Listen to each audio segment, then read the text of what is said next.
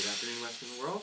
Welcome to your review video for Tuesday, September the 29th, in the wake of this morning's lecture on the subject of absolutism in 17th and 18th century Europe. At the heart of our discussion this morning, we said, is a very simple issue, or a very simple term, and that is the idea of political legitimacy, which is to say, from what source or on what basis do rulers derive their authority to rule? And we said that in different times and in different places, this question has been answered in different ways. In 21st century America, we answer that question by saying our authorities derive their right to rule from the fact that we give them permission.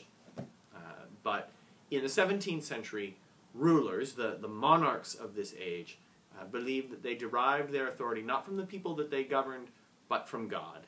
And this notion of the divine right of kings was the sort of center point of our conversation. Out of this notion of divine right comes this idea that kings should therefore, or queens for that matter, should therefore exercise absolute power. That they should hold sway over the entire question of the affairs of state, that they are in fact the supreme head of a church, of religious life. All of life under in their state is centered around their person. We talked about the fact that there are widespread manifestations of all of this. The Romanovs of Russia to the Stuarts in England and everything in between manifests this example.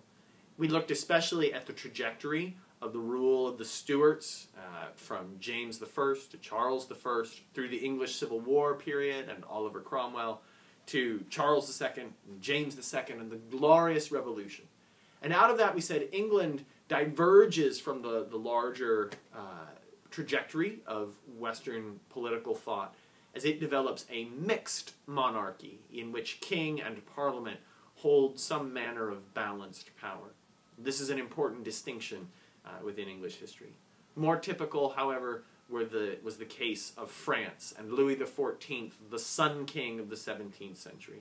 The palace at Versailles, the lavish and ornate manner of life in which he lived, became typical of these absolute monarchs and eventually becomes the source of a great deal of resentment as questions of politics become increasingly important in Western life. Those, however, are subjects for another day. So I will see you in class on Thursday. Talk to you soon.